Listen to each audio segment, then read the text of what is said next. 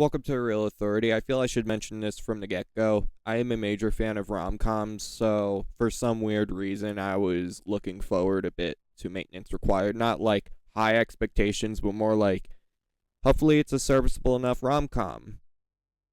Yeah, about that. It sees the head of an all-female, independently owned workshop finding herself and her business threatened by rivals across the street from this big corporation headed by this guy. Little does she know that he's a guy that she's been in contact with way before this new competitor moved in. Sounds like it could be cute, and it sounds like it could be a fun romantic comedy, right? Positives, acting. Yeah, I think it's good. I feel like Madeleine Petsch and Jacob Scipio do the best they can with the scripts they're given, and to their credit, they do deliver two charming performances in the midst of weak development. I mean, I was curious for Petsch because you might have noticed I didn't review Strangers Chapter 2. I'm not watching the Strangers movies because I already tried watching one last year. Couldn't get through it.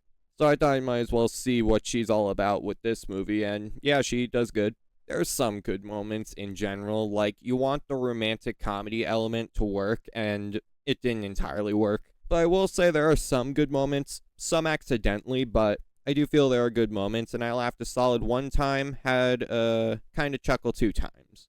And again, the concept is good. I do feel that the concept really does work. Plus, there's some solid cinematography from Hamish Donye Ditmaz. Unfortunately, the movie really does not do anything new, and as I've said previously, I'm okay with generic, but you gotta do it well. This movie really didn't do it well. For starters, the screenplay really does not know what to focus on, I guess. Whether to focus on the romance or the rivalry that develops because, of course, they're both heads of car retailers, and because the main concept is that it's a romantic comedy, you want to see that romance develop in an organic way, but sometimes it just pushes everything else back, which, okay, I guess some romantic comedies do that, but I didn't find their dynamic and relationship and romance entirely believable. It's left on the actors to really sell it, and an actor is sometimes only as good as the screenplay they're given. Plus, it's convoluted at points. A lot of that may have to do with the weak development, but yeah, I did notice there were some inconsistencies. Minor spoilers, but the two main love interests are associated in three different ways. Of course, they own these car dealerships. Then you basically find out that they've been chatting online.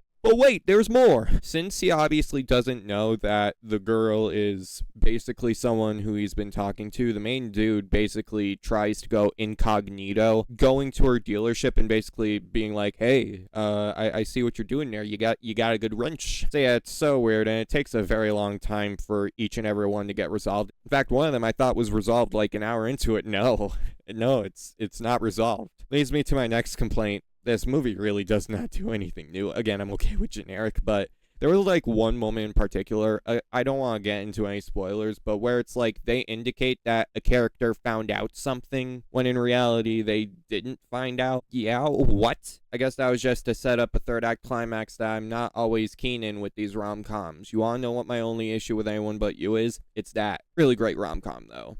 Not this. Anyone But You. And finally, I feel like with the ending, it kind of just derails any. Well, not any. I still think it has its moments, but I feel like the last few minutes ruined what momentum it had. And said momentum was really the thing that was keeping this film from being okay. Not great by any means, but okay. But the last few minutes kind of just.